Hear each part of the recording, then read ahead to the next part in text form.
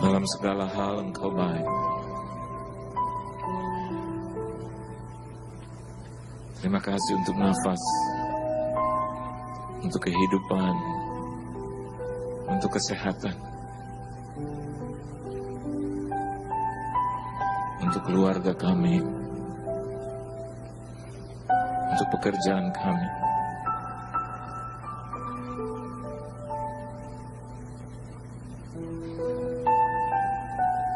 Untuk kebaikan Tuhan yang tidak pernah berhenti sampai hari ini.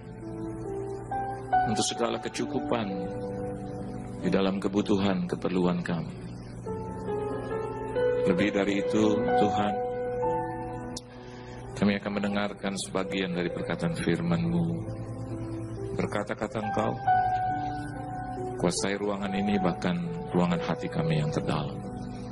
Di dalam nama Tuhan Yesus Kristus, kami sambut firman-Mu yang luar biasa. Haleluya.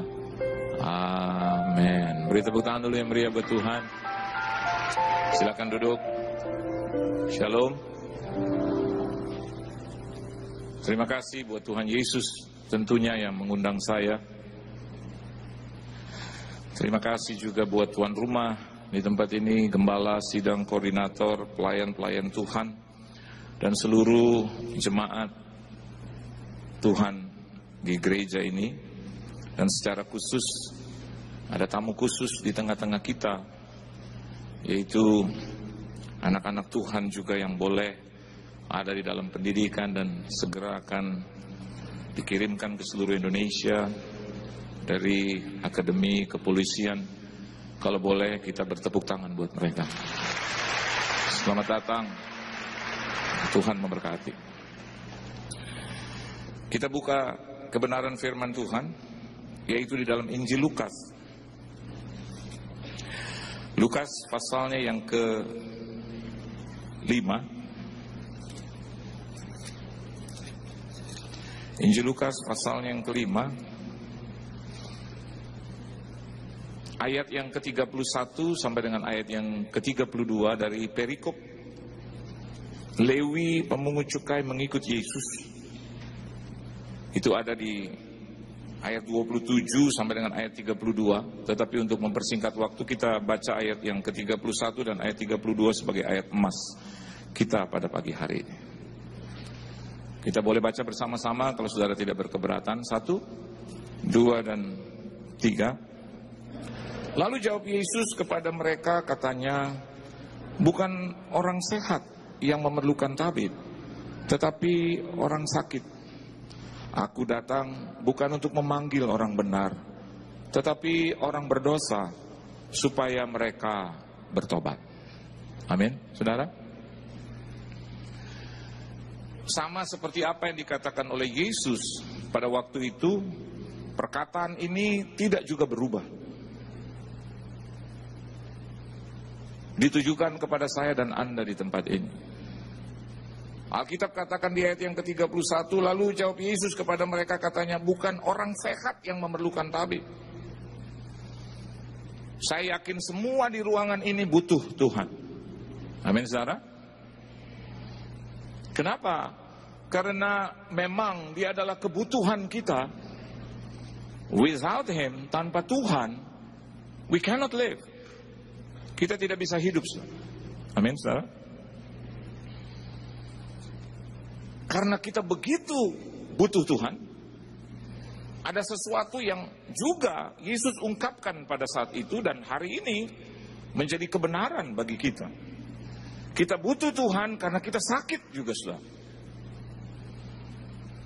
Saya yakin semua di tempat ini sakit, termasuk saya. Sakit ini kita kategorikan dengan 3 hal. Sakit yang pertama adalah sakit jasmania. Pasti ada beberapa dari kita datang ke gereja juga dengan keadaan atau mengidap penyakit. Entah itu diabetes, entah itu migrain, entah itu kanker, tumor, entah itu rematik, entah yang lain. Dan di dalam kehidupan kita melihat banyak manusia dan tidak lepas dari rasa sakit itu. Dan kalau Anda pergi ke dokter, sampai hari ini dokter hanya bisa mengobati, tetapi Tuhan yang menyembuhkan. Kalau kita datang ke dokter, pasti dia beri obat, entah dia rawat, dia berikan kita masukkan input, dan dia identifikasi, dan kalau dia temukan, maka dia mengobatinya. Dan tidak pernah berubah. Dokter tidak bisa menyembuhkan. Dokter hanya mengobati. Karena kesembuhan datangnya dari Tuhan. Amin, saudara. To cure and to heal. Itu dua kata yang berbeda. Kalau Anda datang ke tempat ini dengan sakit penyakit, Anda sudah datang ke tempat yang tepat. Karena Yesus entah dalam pujian dan penyembahan, bahkan ketika Anda mendengarkan kebenaran firman Tuhan, Dia bisa menyembuhkan saudara. Beri tepuk tangan yang meriah buat Tuhan. Penyakit yang kedua, ini lebih serius dari penyakit yang pertama, yaitu penyakit jiwa. Dan tidak semua orang yang sakit jiwa itu harus ada di rumah sakit gila. Tidak. Kita bisa saja mengidap penyakit jiwa itu. Ketakutan, dolar naik takut, dolar turun takut, presiden belum dilantik takut, presiden sudah dilantik takut, suami ke kantor takut, suami tidak ke kantor takut, istri di rumah takut, istri di luar takut. Kerja takut, tidak kerja takut. Saya punya banyak teman seperti itu. Dapat pekerjaan dia takut. Selalu telepon, Pak doain ya Pak ya. Doain apa ini? Iya pekerjaan. Lo udah dapat kan? Amin Pak, betul. Tapi gak cukup. Takut. Untuk makan hari ini aja juga pas. Beberapa bulan kemudian gajinya naik. Wah, saya pikir dia tidak akan pernah telepon saya lagi. Tetap telepon, Pak. Doain ya, Pak ya. Apa? Kedudukan yang baru ya? Iya, tapi aduh. Bapak tahu semakin tinggi, semakin besar juga, Pak. Dulu waktu dia belum bekerja juga takut. Belum punya jodoh, takut. Saya udah 34 tahun, Pak, seorang wanita. Sebentar lagi udah 35. Anak kecil juga tahu, habis 34, 35. Iya, saya belum dapat jodoh. Tenang non, pasti Tuhan kasih. Iya Pak, udah tunggu 7 tahun. Lepas lagi. Pasti tahun ini, pasti ya Pak ya. Pasti ya Pak, amin ya Pak, amin. Tutup tahun, buka tahun, belum dapat jodoh lagi. Telepon lagi, belum dapat Pak. Saya bilang, iya nanti pasti Tuhan ya, karena saya kan bukan Tuhan. Doain Pak, jodoh udah semakin kering Pak. Semua orang udah menikah, yang ada sisa-sisa Pak. Memang makanan. Ya pasti nanti akhir tahun, Tuhan tolonglah nggak sampai akhir tahun. Amin ya Pak ya, dia jamin ya Pak, amin. Akhir tahun tutup, buka tahun baru, belum juga dapat. Pak, ya Tuhan ada nggak sih Pak? Menurut kamu ada, tapi kok jodoh nggak dapat? Karena 3 tahun tidak dapat, saya bilang, bagaimana kalau turunkan plafon? Habis mintanya yang kayak Brad Pitt, tinggi Pak, pekerjaan udah solid, cinta keluarga Pak. Saya anak ke-13, ampun deh. Saya bilang, non, turunin dong plafon. Kalau Brad Pitt nggak dapet, Brad Talk juga boleh gitu. Tahun yang keempat menikah juga. Udah menikah dengan Pak, aduh puji Tuhan. Walaupun nggak dapat yang 175 Pak, lumayan dapat 156. Udah puji Tuhan dong. Sedangkan saya 160 Pak, lebih sedikit. Ya udahlah. Tuhan udah tolong. Menikah 4 bulan takut lagi. Jiwa itu. Saya mau katakan buat saudara, Yesus katakan bahwa kita tidak perlu khawatir sampai berhari-hari, cukup sehari. Amin saudara. Karena kita bukan pemilik hidup, Dia pemilik hidup. We don't know about the future, but He holds the future. Dia pegang hari esok. Saya yakin dan percaya kalau Dia berikan hidup kepada kita, Dia berikan nafas kepada kita sampai pagi hari ini, pasti sepanjang hari, bahkan sepanjang tahun-tahun hidup kita, Dia juga pelihara. Tapi ada penyakit yang ketiga yang jauh lebih berbahaya, yaitu penyakit rohani. Seperti apa itu Pak sakitnya? Ke gereja males, baca firman rabun dekat, rabun jauh. Kalau nonton TV bisa sampai jam 4:30 pagi, siaran langsung Pak sepak bola, kapan lagi? Tapi kalau ke gereja, baru 10 menit dengar firman, mata udah mau turun.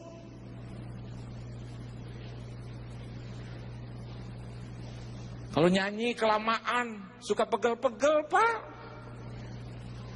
Tapi kalau ulang tahun, pesta, 2 jam, 3 jam, bahkan teman-teman saya banyak sudah.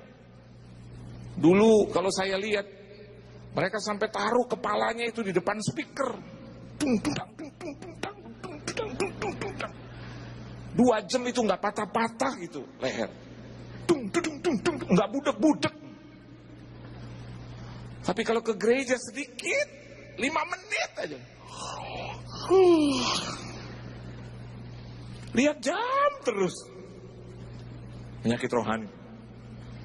Kalau baca firman, nggak kelihatan Pak. Kalau hitung duit kelihatan. Kalau nonton fashion show, kalau jalan-jalan, makan, saudara. Kalau ada pesta-pesta, wadah. Pesta jam 7, jam 10 pagi udah di salon. Kalau ke gereja, itu penyakit rohani. Pak, gereja Pak, jam berapa sih mah? 6:30, udah kita datang 7 kurang 5 aja. Kenapa? Paling juga masih puji-pujian, nyanyi-nyanyi, berdiri, duduk, diri, duduk. Tapi Pak di situ ada kuasa. Ya tahu, Tuhan kan di hati. Kalau hamba Tuhan bilang, mari kita buka di dalam kitab Esra. Mana ada Esra? Seumur hidup aku nggak pernah dengar itu Esra. Saya pernah khotbah di satu kelompok ibu-ibu. Terus saya bilang, mari saudara kita buka kitab Esra. Itu musim di depan bilang, mana ada Pak Esra? Saya bilang, ada Bu. Nggak ada. Ada Bu. Si bapak bandel, nggak ada. Ya udah kita buka, terus cucunya bilang, Mak ada Mak. Terus dia bisa bilang, hehehe maaf Pak ada. Penyakit rohani. Dan saya mau katakan buat saudara, itu pun datang kepada Yesus. Yesus sanggup menyembuhkan. Amin saudara. Saya yakin dan percaya, jerih payah kita dalam Tuhan tidak pernah sia-sia. Anda pagi datang ke tempat ini, Tuhan pelihara kita. Anda pagi-pagi buang waktu buat Tuhan, maka Dia juga buang waktu yang banyak buat saya dan Anda di tempat ini. Nah, dan ayat yang ke-32 di situ dikatakan bahwa aku datang bukan untuk memanggil orang benar, tapi orang berdosa supaya mereka bertobat. Bukankah saya dan Anda di tempat ini adalah orang-orang juga yang salah? Dan hari ini kita dapat status dibenarkan oleh Tuhan. Amin saudara. Karena jauh sebelum kita lahir, Yesus sudah mati, Yesus sudah bangkit bagi kita. Jadi kita dibenarkan. Saya dulu punya teman ratusan yang di luar Tuhan. Dan rasa-rasanya saya pikir susah untuk menobatkan mereka. Tapi Tuhan selalu punya jalan. Dan hari ini hampir semua sudah di dalam Tuhan. Mereka adalah penjudi, tukang main perempuan, terus narkoba, terus aniaya istri, keluar kata-kata kotor, peminum, pemabuk. Dan saya pikir nggak akan mungkin mereka bisa bertobat. Saya satu-satunya yang pergi ke gereja.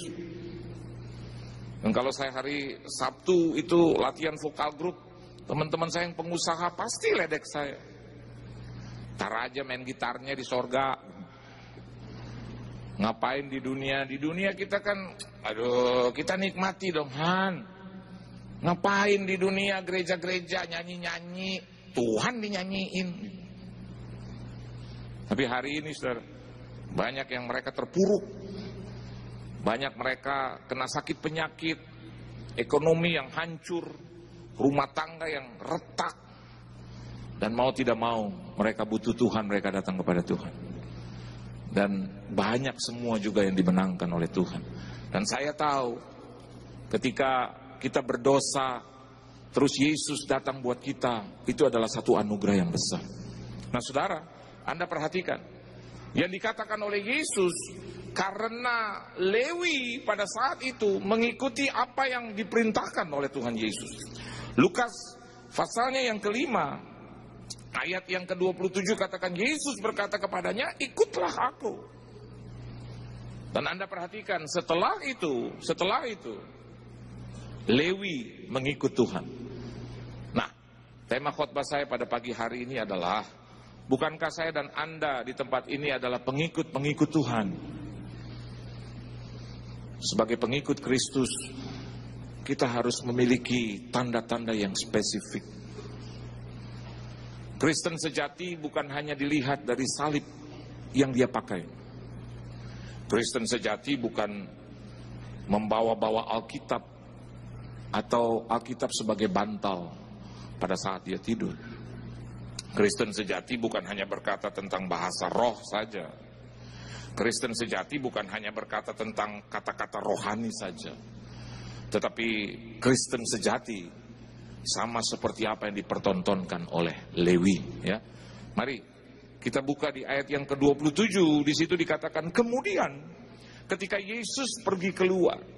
Ketika kita menemukan kata kemudian, pasti sebelumnya ada satu peristiwa, ada satu kejadian.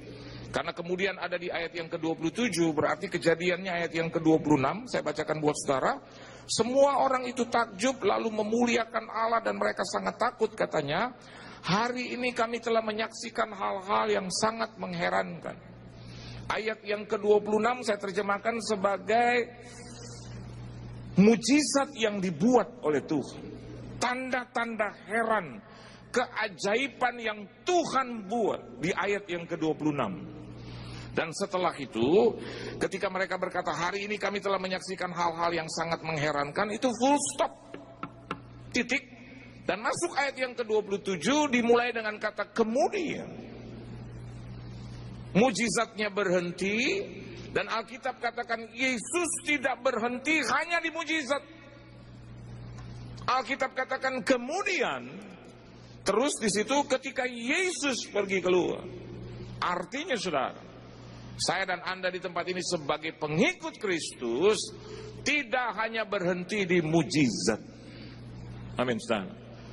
Kristen sejati adalah orang-orang yang pasti ditolong Tuhan, pasti diberkati Tuhan, pasti akan menemukan mujizat, pasti akan menemukan tanda-tanda heran di dalam hidupnya.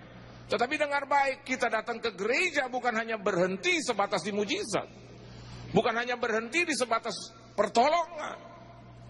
Dapat jodoh selesai, dapat pekerjaan selesai, disembuhkan Tuhan selesai.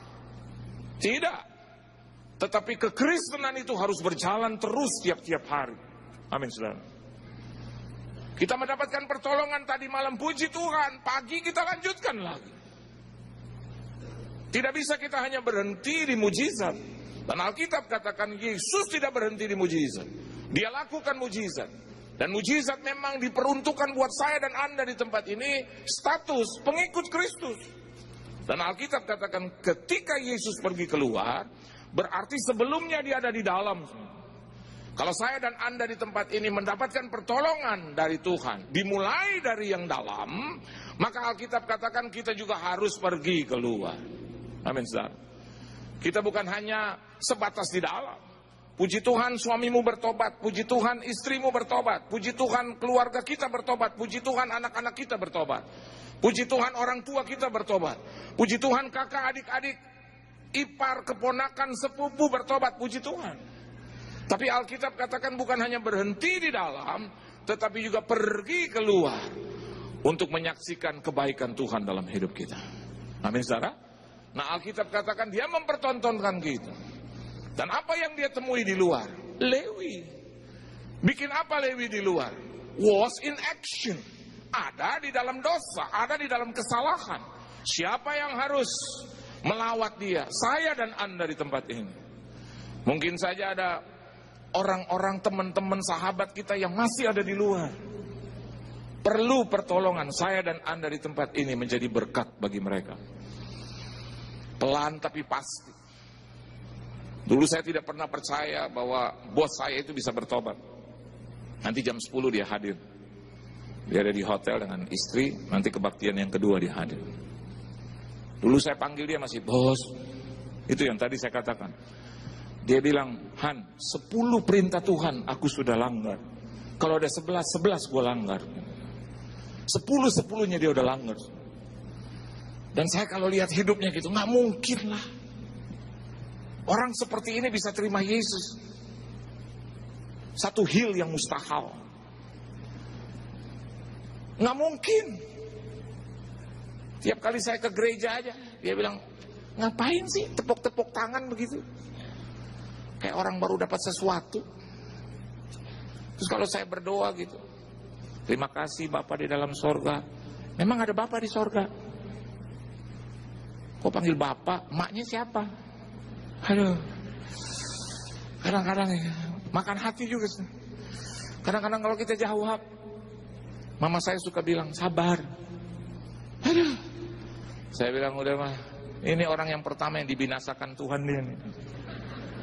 Bener, aduh, peminum berat, kuat diskotik. Saya lihat ya, aduh. Itu kalau di jalanan itu saudara sambil setir mobil tetap minum. Satu Johnny Walker itu habis dia kokop. Sambil. Saya bilang, bos perhatikan jalan, tenang aja ya. Ya Tuhan, kalau dia mau mati biar dia, jangan saya Tuhan. Kan dia yang minum, saya nggak minum gitu. Tapi memang Tuhan baik. Satu saat diizinkan Tuhan kena penyakit. Dan dokter tidak bisa menyembuhkannya. Dia harus datang kemana saudara? Tuhan. Satu pagi dia ngomong sama saya, pagi-pagi di kantor. Siapa Tuhannya? Saya bilang Yesus. Kenapa bos? Dia bisa sembuhkan penyakitku. Wah sangat bisa bos. Terus bagaimana menyembuhkannya? Saya bilang datang ke gereja. Gue bukan orang Kristen. Datang aja bos. Datangnya hari apa? Minggu. Nggak bisa hari Kamis. Minggu. Nah saya dulu punya gereja di mana saya melayani itu gereja Pantekosta zaman dulu, yang kalau nyanyi semangat, menang, ku menang bersama Yesus, wah ku menang. Kadang susul-susulan gitu, ibu bapak, jemaatnya nggak banyak, di bawah 20 orang, jadi nyanyinya Anda bisa bayangkan berantakan. Ku menang. Sekarang saya sudah bebas. Saya mau bilang itu belum, ini masih ku menang.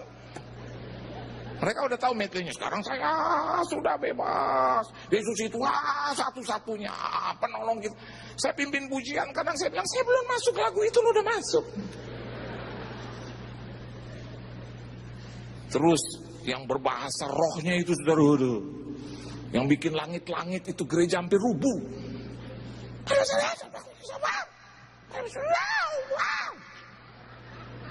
Anda bisa bayangkan, bos saya Kongfucu. Dia denger, waduh. Waktu saya main gitar di depan, dia bilang, nih gila. Saya tetap, ku menang. Sama Yesus, Tuhan ku menang. Gila. Dia keluar lagi, dia bawa Mercy-nya. Pulang. Dalam hati saya, aduh Tuhan, udah binasakan aja dia. Habis gereja, lagi pujian pulang. Sambil ngomong, gila. Gue bisa gila. Sampai yang oma-oma liatin dia, ini orang siapa? Pulang, rambutnya masih gondrong. Pagi-pagi jam 9 ketemu lagi di kantor. Dia panggil saya, lu mau bikin gue mati? Saya bilang, kenapa? Itu, apa itu? Gereja apa itu? Diskotik kalah sama itu. Saya bilang, bos, memang dari dulu sebelum dunia dijadikan udah begitu, bos. Ku menang. Terus bilang, itu oma-oma sebelah gua pikir udah tua, tetep aja gua menang. Terus dia masih ngomong, enggak ada gereja yang lebih diem. Ada, bos. Udah yang paling berisik yang ini. Saya biasa di sini. Terus dia bilang, nggak mau gua. Ya udah. Satu saat kita naik mobil, datang lagi itu penyakit, sampai terputer-puter itu mobil. Lusanya ketemu saya lagi, udah 3 bulan. Terus dia bilang begini, gereja lo masih ada? Masih, bos. Sekarang udah berubah belum? Wah, tambah parah, bos.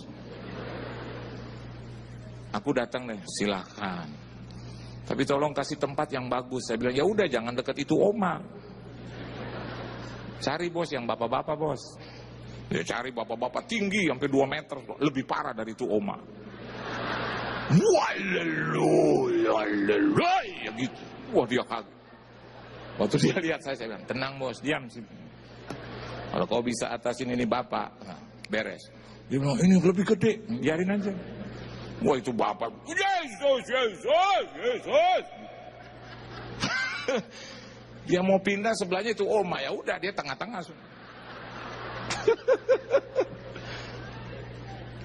Dan akhirnya terbiasa. Dan 8 bulan dia disembuhkan Tuhan tanpa operasi. Dan terima Yesus sebagai juru selamat, dan hari ini seluruh keluarganya terima Yesus sebagai juru selamat. Dan pengikut-pengikut teman-temannya itu, anak buahnya semua terima Yesus, teman-teman saya semua terima Yesus sebagai juru selamat. Tapi saya bilang, Tuhan, saya nggak mau yang kedua, udah satu aja.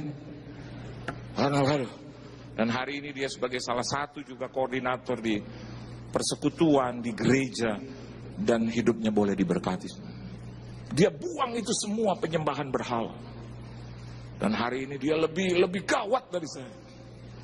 Pokoknya kalau ada orang yang belum bertobat, dia bilang, biar gue yang ngomong. Saya bilang, pelan-pelan, udah lo di belakang aja, gue yang ngomong. Kalau saya kan orangnya pelan. Jadi kalau ada orang sakit, ada orang yang lagi terpuruk, jadi saya bilang, ya nanti Tuhan tolong ya kok, Tuhan berkati ya. Saya berdoa buat kau. Dia enggak. Kok tobat kok. Enggak tobat, mati kok, mati. Itu orang udah diinfek. Istrinya dorong, sebentar dulu kok, sebentar kok. Jangan ngancem-ngancem suami saya kok. Dia udah stadium 3, harus sabat kok. Pertobatan harus pada saat lagi hidup dia. Nah, saya masuk dalam inti khotbah saya begini. Lewi mengikut Yesus, dia punya tanda yang spesifik. Anda perhatikan ayat yang ke-28. Ayat 28 katakan, maka berdirilah Lewi. Satu respons yang positif. Amin. Hari ini mungkin kita mendapatkan dan mendengar hal-hal yang negatif. Pengikut Kristus harus memiliki respons yang positif. Halo?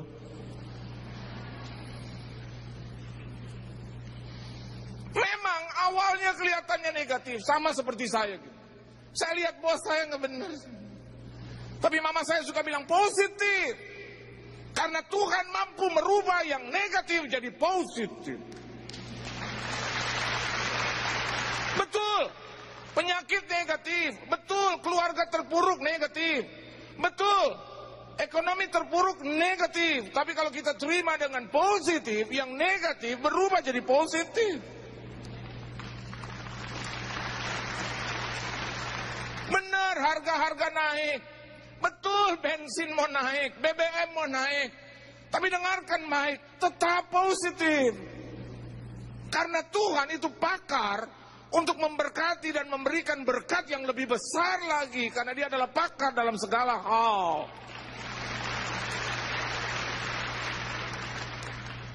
Sebagai hamba Tuhan saya juga banyak mendapatkan hal-hal yang negatif. Kemarin bangun rumah, mungkin Anda pernah dengar khotbah saya. Saya lagi ada dalam keadaan senang. Tiba-tiba ada seorang pengusaha. Saya juga nggak undang dia kok. Akhirnya kita berkenalan, ngobrol. Ternyata dia punya teman seorang kontraktor. Jadi saya bilang, oh teman kontraktor kok? Iya, ini saya punya rumah lama. Saya mau renovasi. Bisa ya kok ya? Oh bisa, Pak Pendeta. Kapan mau lihat? Besok, lihat besok. Di tempat lokasi. Hitung. 1 minggu kemudian kasih gambar, kasih hitungan. Gambarnya bagus, hitungannya nggak bagus. Jadi saya bilang, waduh gambar bagus ya. Tapi ini berapa ini Pak? Terus dia bilang segini. Oh iya. Wah, saya mungkin nggak sebesar ini. Saya hamba Tuhan.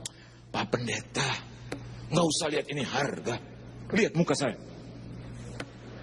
Terus saya lihat, wah terus ada apa di situ Pak? Doakan saya. Doakan bisnis saya. Ini harga kecil. Nanti saya terima ini akhir bulan. Bisnis saya masuk, uang saya masuk. Pak Pendeta udah. Nanti yang saya tawari. Terus kalau saya udah tawar ini semua, udah Pak, ini semua saya yang biayai. Siapa yang gak senang?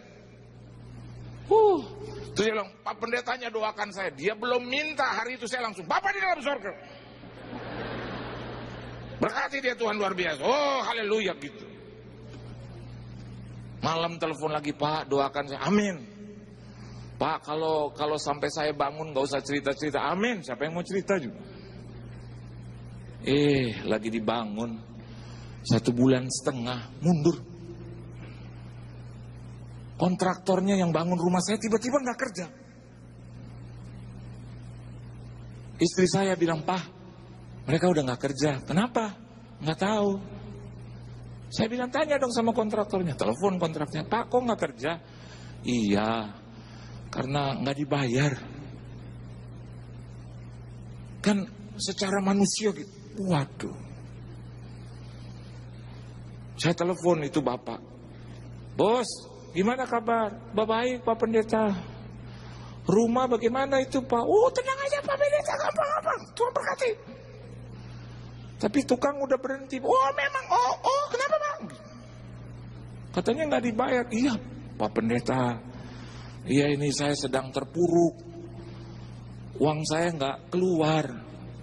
Coba kita sebagai anak Tuhan, coba apa langkah kita? Di telepon saya bilang gini, Pak udahlah gini aja. Bapak urus keuangan Bapak. Bapak urus keluarga Bapak. Bapak urus pekerjaan Bapak.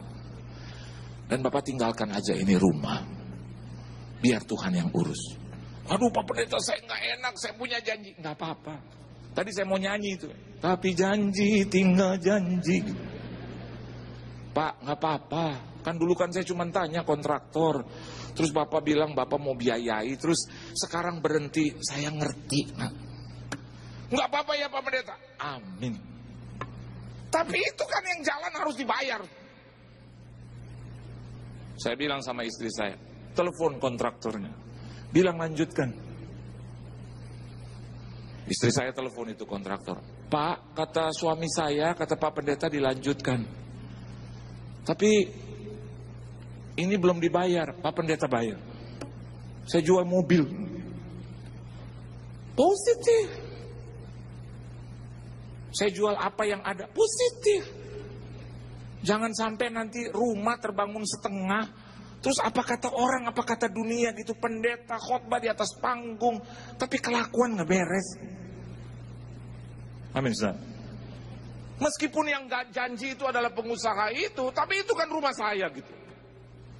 Dan Tuhan tunggu langkah saya gitu. Kalau saya negatif, saya bisa maki-maki itu orang, bisa. Pak, saya nggak minta sama Bapak, Bapak yang janji. Ada nih Pak rekamannya di hadapan Tuhan dan di hadapan manusia. Sorga juga punya Pak rekamannya. Kalau Bapak nggak teruskan. Sampai hari ini, kalau dia telepon istri saya bilang, Pak udah nggak usah diinget-inget. Pak Pendeta udah jual mobilnya. Pak Pendeta udah jual barang-barangnya.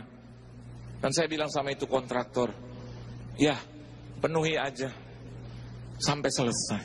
Dan saya lihat sampai hari ini, Tuhan tolong. Dari semen, dari pasir. Ya kalau orang tanya, ya Pak Pendeta keluar, ya harus keluar dong, namanya juga bangun. Soal janji biasa, manusia itu berjanji biasa. Manusia tidak memenuhinya memang biasa. Yang salah adalah saya. Kenapa? Saya selalu mengharapkan dia. Sebetulnya harapan saya harus kepada Tuhan. Titik. Manusia mengecewakan, tapi Tuhan tidak pernah mengecewakan. Jadi hari ini Anda keluar dari tempat ini, be positif. Amin. Ya belum dapat jodoh, positif. Nggak usah cari-cari ya racun yang aneh-aneh. Positif. Anda umur 39 belum dapat jodoh, amin, mungkin pasti di penghujung 39 mau masuk 40. Pasti Tuhan kasih. Ternyata sampai 42 juga belum dapat, amin, haleluya, pasti 43. Positif aja. Tante saya 63 tahun dapat jodoh. 63 loh, 63. Anda bisa bayangkan wanita 63. Aduh, kasih fotonya aja kita juga nggak enak hati. Saya bilang, tante kita foto ya, foto. Bengkok ke kanan. Anda lurus ke kiri, dia bengkok. 63, tapi aneh, binti ajaib gitu, ada aja. Saya bukan kaget lihat tante saya kaget orang yang mau sama dia gitu. Tapi mama saya bilang begini, pasti Tuhan ya. Bagi dia itu katanya wanita tercantik perjanjian baru. Sekarang hari ini umur 81, menikah di Belanda. Dan suaminya tetap mengasihi dia. 81, masih bisa telepon terakhir gitu. Dia bilang, suami saya dalam keadaan baik-baik. Kalau memang Tuhan yang kasih, pasti Tuhan kasih yang terbaik. Beri tepuk tangan yang meriah Tuhan. Dan yang kedua, Alkitab katakan di situ, maka berdirilah Lewi dan meninggalkan segala sesuatu. Pengikut Kristus harus memiliki karakter juga yang seperti ini. Berani meninggalkan kehidupan yang lama. Amin. Sifat, adat, tabiat, kebiasaan yang buruk. And he left all things behind. Saya tidak percaya bahwa dia tidak bertanggung jawab meninggalkan istrinya begitu saja, tidak. Saya juga tidak percaya dia meninggalkan kalau dia punya anak begitu, dia tinggalkan begitu saja, tidak. Saya juga tidak percaya dia meninggalkan sahabat teman-temannya begitu saja, tidak. Tapi pengertiannya adalah dia meninggalkan yang lama sudah berlalu, yang baru sudah datang. Kalau hari ini kita punya mungkin sifat-sifat yang tidak baik, yang buruk, mari kita tinggalkan itu. Kita bukan hanya bangga dengan salib atau kalung salib, tapi kita bangga karena Yesus yang merubah kita. Yang biasa keras, Pak, Bu, hari ini kita berubah. Istri saya ada di tengah-tengah saya. Saya juga dulu orangnya yang ya keras. Kalau mau satu mau, kalau dia nggak setuju terserah. Tapi saya menikah Desember. Di hadapan Tuhan saya bilang, saya mau rubah. Saya nggak mau bikin yang buruk. Dulu waktu saya muda, dengan mudah itu kata-kata keluar. Saya ke gereja, saya pelatih vokal grup, saya nyanyi buat Tuhan. Tapi di atas panggung, di bawah kata kotor. Kalau saya kesel keluar kata kotor. Tapi menikah 9 Desember 91, saya bilang sama Tuhan, saya mau berhenti. Bukan saya sombong gitu, 23 tahun saya menikah, saya belum pernah lagi keluar kata kotor. Meskipun ada di situasi yang paling sulit. Dan rasanya memang iblis sedang memancing kita sudah untuk mengeluarkan, terpancing emosi.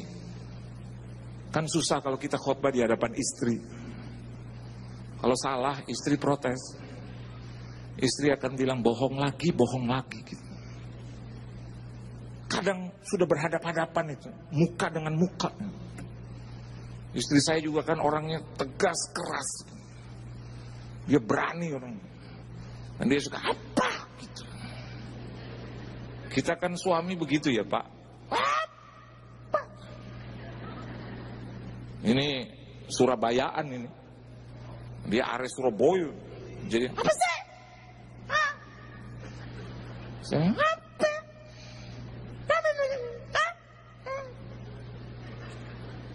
Beda 2 senti.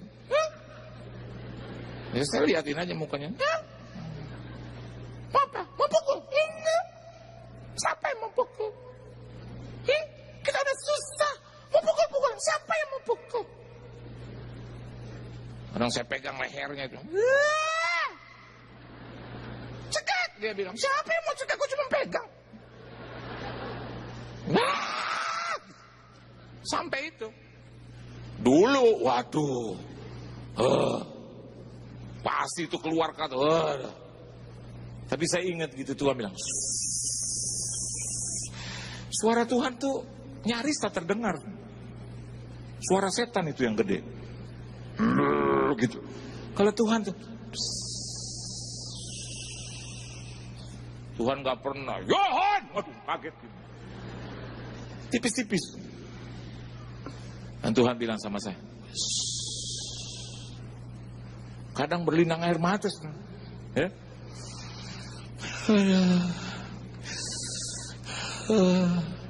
Kayak suara setan, jedotin kepalanya, jedotin.